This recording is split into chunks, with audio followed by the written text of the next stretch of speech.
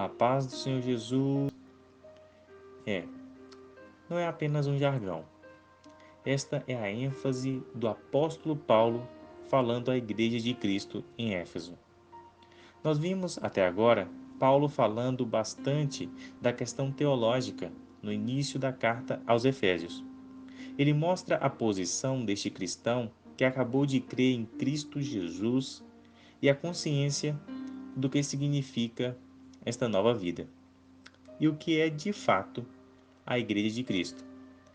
Prosseguindo, Paulo vai agora para os aspectos práticos.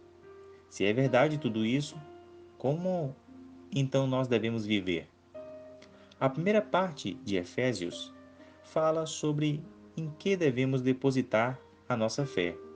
E agora, como nós devemos agir no dia a dia no nosso procedimento.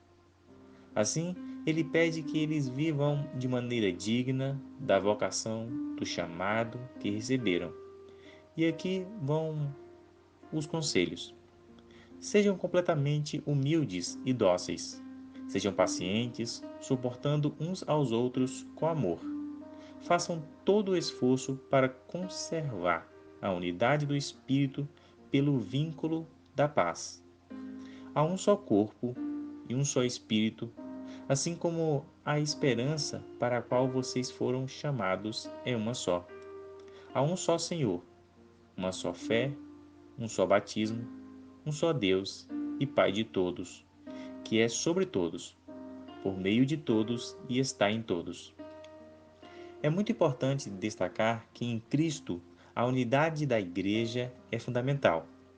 Infelizmente, vivemos em uma época da história quando a fragmentação do corpo de Cristo é uma realidade. Mas a ênfase de Paulo é que esta consciência de que há somente um Senhor, um só Deus, um só Espírito, um só corpo, precisa ser retomada, porque somos todos irmãos em Cristo Jesus e aquilo que nos une precisa ser muito mais forte do que aquilo que nos separa e nos divide. Então, devemos reforçar a verdade de que, unidos, venceremos. Paulo vai adiante e diz: E a cada um de nós, depois de reforçar a unidade, agora vamos para a particularidade. A cada um de nós foi concedida a graça, conforme a medida repartida por Cristo. Esta unidade é marcada por diversas individualidades que foram agraciadas por Cristo. Como é que foi este processo de receber essa graça de Cristo? Como é que isso aconteceu? Então, Paulo vai citar um texto bastante estranho que vem do Salmo 68, 18.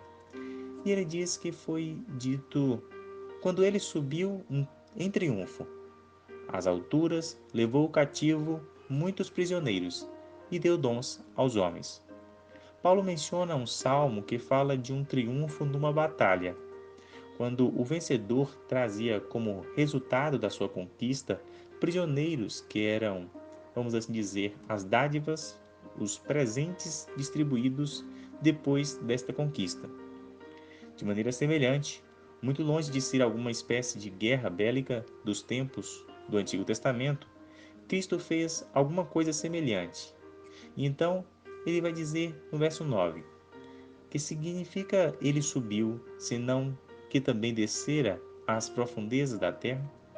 Aquele que desceu é o mesmo que subiu acima de todos os céus, a fim de encher todas as coisas.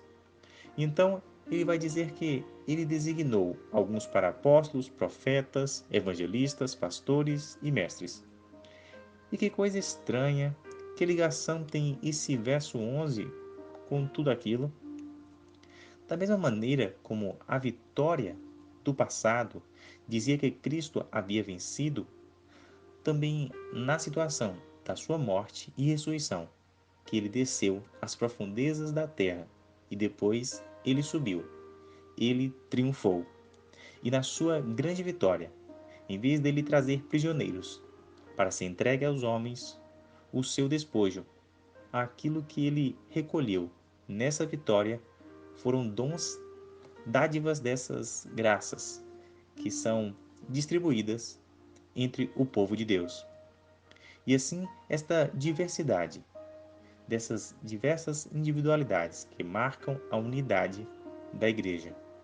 Nela temos apóstolos, profetas, evangelistas, pastores e mestres, e possivelmente, ou muito razoavelmente, pastores e mestres, talvez devam ser entendidos como uma unidade, com o fim de preparar os santos para a obra do ministério, para que o corpo de Cristo seja edificado. Veja que uma igreja abençoada é uma igreja que tem unidade com diversidade, com pessoas atuando em dons distintos. E a finalidade e a razão de ser do pastor barra mestre é como que uma espécie de técnico de uma equipe esportiva. Preparar os santos para a obra do ministério, para que o corpo de Cristo seja edificado, até que todos alcancem a unidade da fé e do conhecimento do Filho de Deus, e todos cheguem à maturidade, atingindo a medida da plenitude de Cristo. O propósito desse ensinamento, desse crescimento, desse processo de amadurecimento, que é aqui levado a efeito principalmente pela função pastoral daquele que está atuando na igreja, é que ninguém seja mais levado pelo vento de doutrina, por astúcia e esperteza de homens que induzem ao erro. Antes, todos devem seguir a verdade em amor e crescer em tudo naquele que é a cabeça, ou seja, o próprio Cristo. Todo o corpo de Cristo deve estar devidamente ajustado e crescer de maneira em que cada uma das partes realiza aí a sua função. Então, enfatizando esta realidade de que nós precisamos desta unidade, porque unidos venceremos, e que Deus deu a cada pessoa, a você que nos ouve hoje, individualmente, um dom, uma capacidade para ser utilizada no reino de Deus. Aqui temos apenas alguns exemplos, mas o Novo Testamento tem muitas outras listas de dons que devem ser analisadas, avaliadas e consideradas. Nós temos a continuidade do raciocínio de Paulo, falando de que esta vida, que vai ser vivida com eficiência, com trabalho, com produtividade, precisa também ter a devida qualidade. Daí a importância do procedimento ético daqueles que servem a Deus e que carregam o nome de Jesus. Unidos, venceremos, vivendo conforme a palavra de Deus, mas vencedores seremos.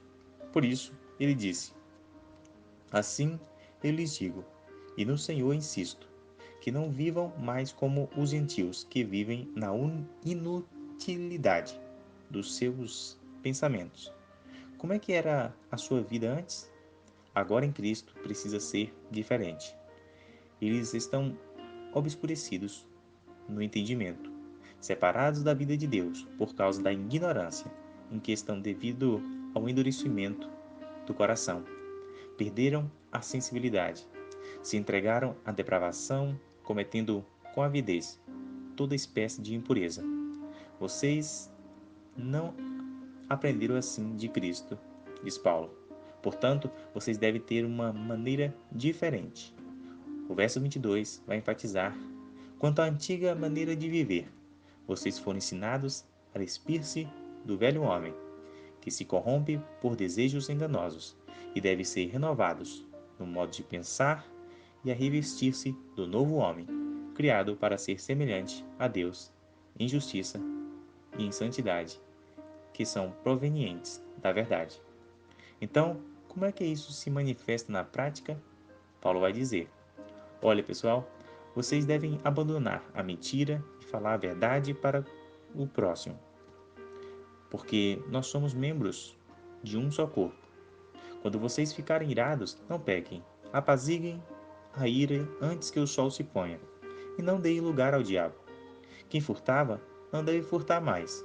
Agora deve trabalhar, fazendo algo útil com as mãos, para repartir, inclusive com quem tem necessidade.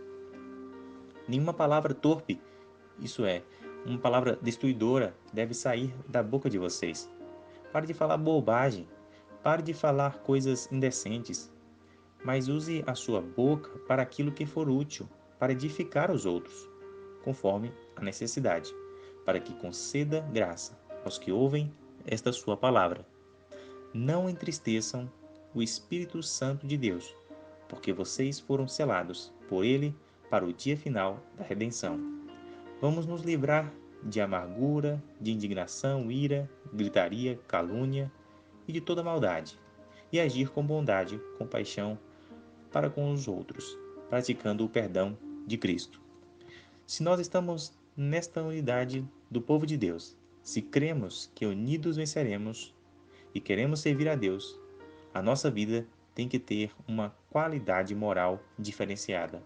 E assim, nós entramos agora um pouco no próprio capítulo 5, na primeira parte, onde a ênfase é exatamente essa.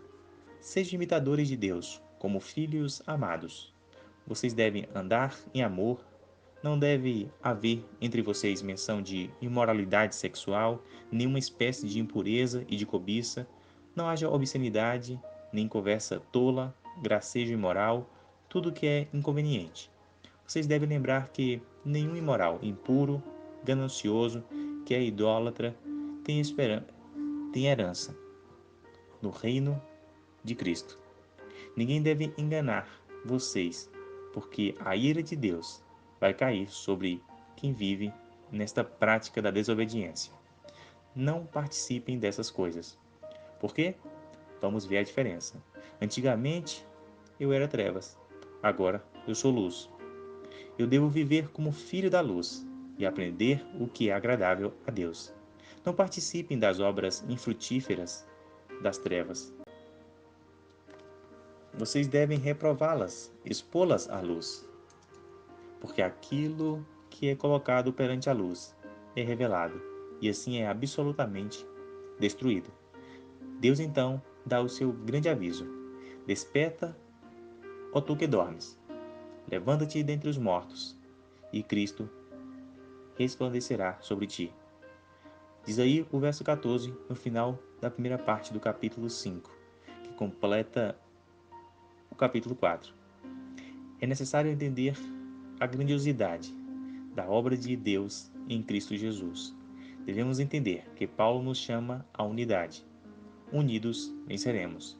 E vivendo segundo os padrões da palavra de Deus, certamente maior impacto também causaremos. Deus abençoe a sua vida. Deus abençoe o seu coração.